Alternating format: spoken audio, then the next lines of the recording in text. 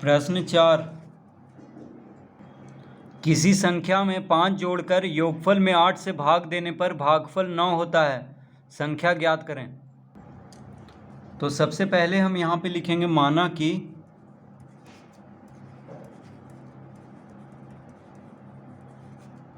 संख्या बराबर x, तो संख्या को हम x मान लेंगे। अब लिखेंगे यहाँ पे प्रश्न से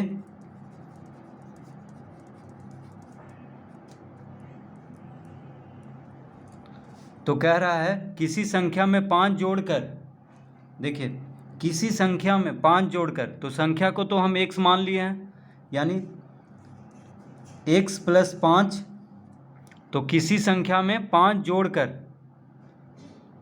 ठीक है, तो उस संख्या को x मान लिए हैं, तो x में 5 जोड़ देंगे।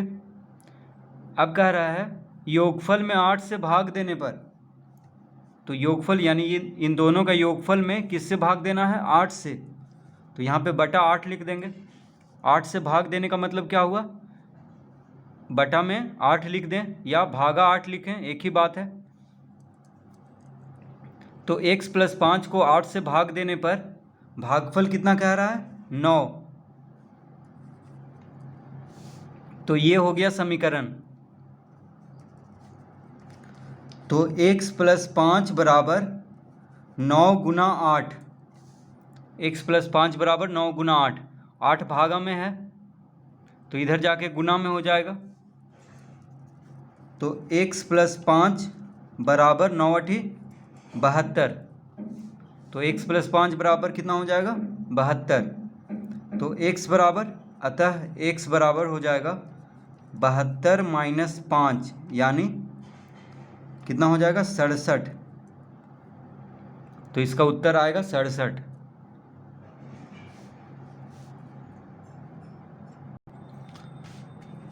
तो क्या पूछ रहा था यहाँ पे, तो लिखेंगे अतः संख्या बराबर 67।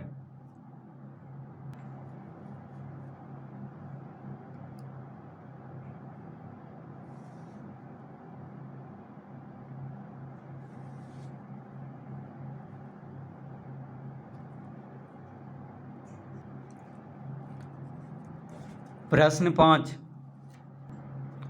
जब किसी संख्या के दुगने में 1 जोड़ दिया जाता है तो परिणाम 13 आता है, संख्या ज्ञात करें। तो लिखेंगे माना कि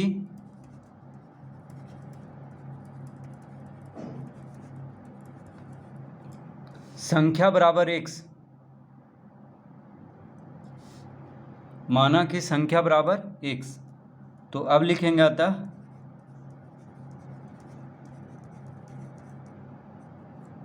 तो कह रहा है जब किसी संख्या के दुगने में 1 जोड़ दिया जाता है तो परिणाम 13 आता है, संख्या ज्ञात करें। तो संख्या को x मान लिए हैं।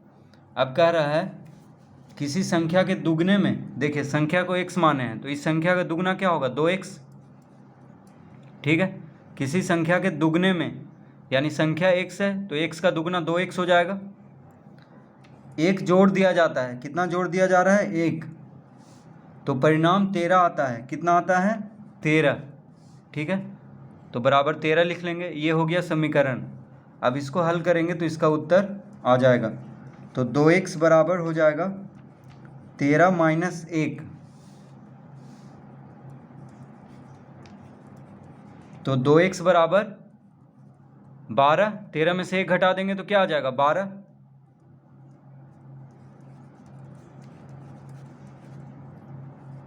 तो x बराबर हो जाएगा 12/2, 2 x के साथ गुना में है तो 2 को बायां से दायां तरफ लाएंगे तो भागा में हो जाएगा।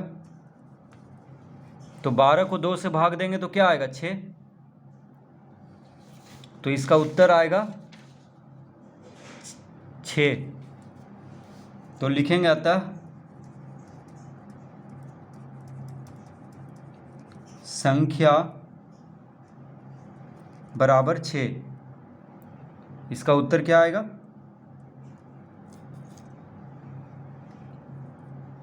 6 आएगा।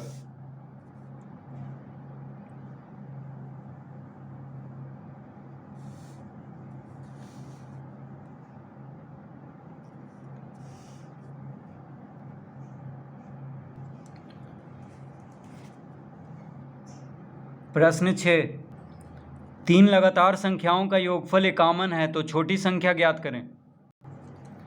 तो सबसे पहले लिखेंगे माना कि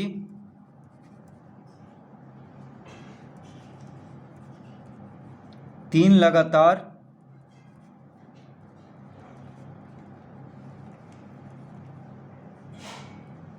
संख्याएं हैं। तो कह रहा है 3 लगातार संख्याओं का योगफल 51 है।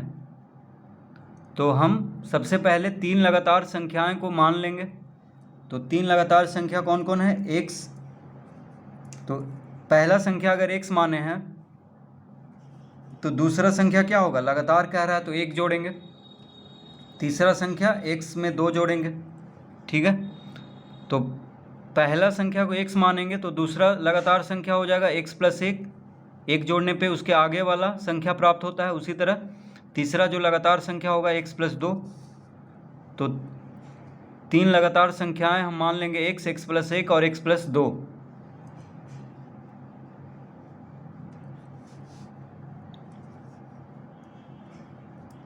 अब लिखेंगे प्रश्न से। तो कह रहा है 3 लगातार संख्याओं का योगफल 51 है। तो देखिए तीनों को जोड़ने पे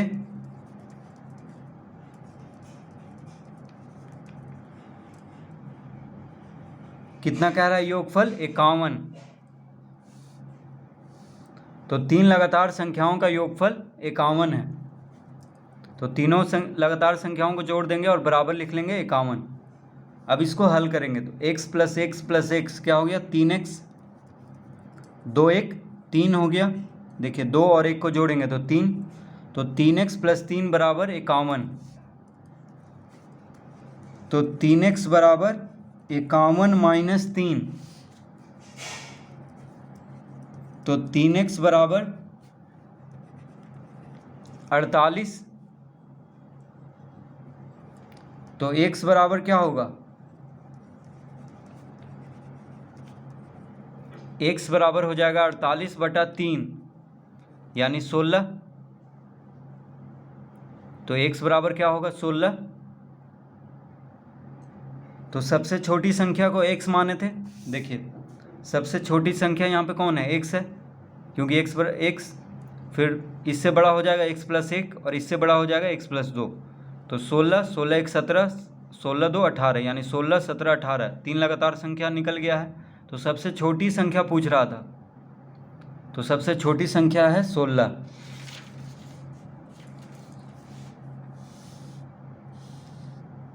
तो हम यहाँ पे लिखेंगे अतः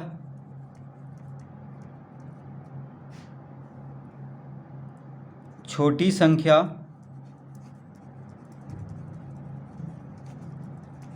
बराबर 16। तो इसका उत्तर क्या आएगा? 16 आएगा।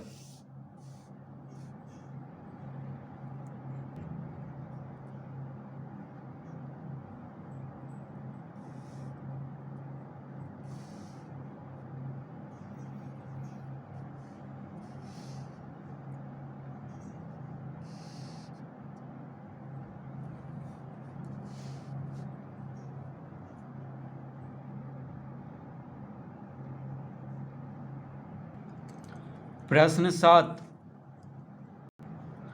3 लगातार विषम संख्याओं का योगफल 243 है तो बड़ी संख्या ज्ञात करें। तो लिखेंगे माना कि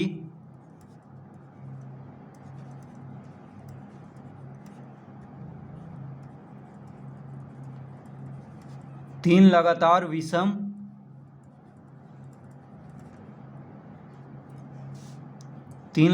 विषम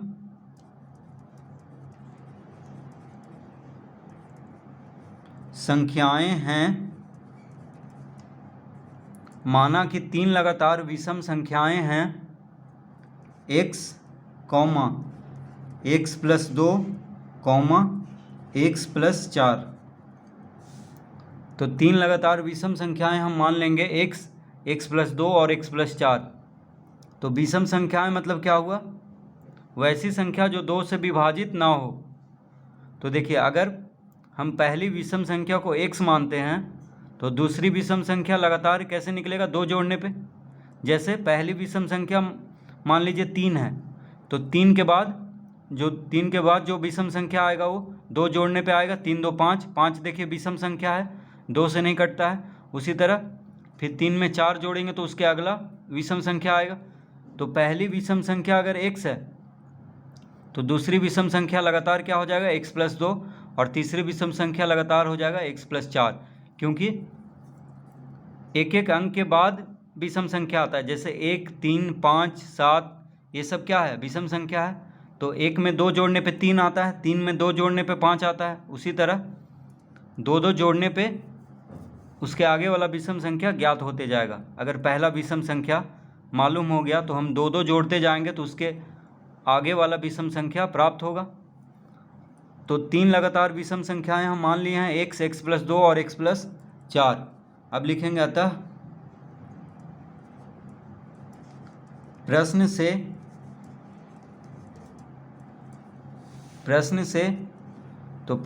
क्या कह रहा है, 3 लगातार विषम संख्याओं का योगफल दिया है।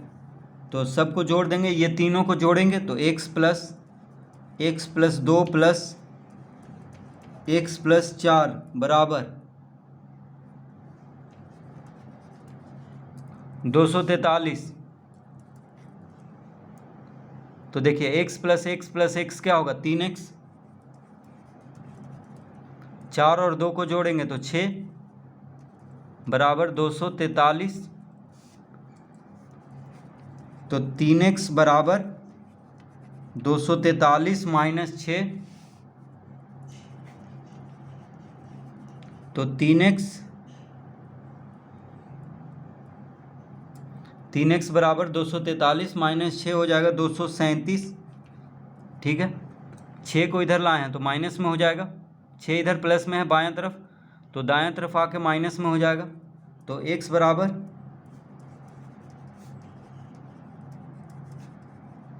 x बराबर हो जाएगा 237/3। 3 x के साथ गुना में है तो 3 को इधर लाएंगे बायां से दायां तरफ, तो भागम हो जाएगा। 3 से इसको भाग देंगे तो 3 सते 21, 3 नम्मा 27, कितना आ गया 79। तो कह रहा है बड़ी संख्या ज्ञात करें। तो देखिए, तो लिखेंगे अतः बड़ी संख्या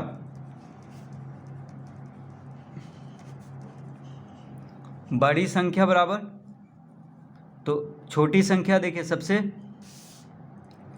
छोटी संख्या x है, फिर x + 2, फिर x + 4, तो सबसे बड़ी संख्या क्या हो गया, x + 4। तो x का मान निकल गया है 79। तो 79 में 2 जोड़ेंगे तो 81 आ जाएगा दूसरा संख्या, और तीसरा संख्या 79 में 4 जोड़ेंगे यानी 83। तो बड़ी संख्या बराबर हो जाएगा 79 जोड़ 4, 83। x + 4, तो x का मान 79 आ गया है, तो 79 + 4 करेंगे तो 83, यानी बड़ी संख्या हो गया 83।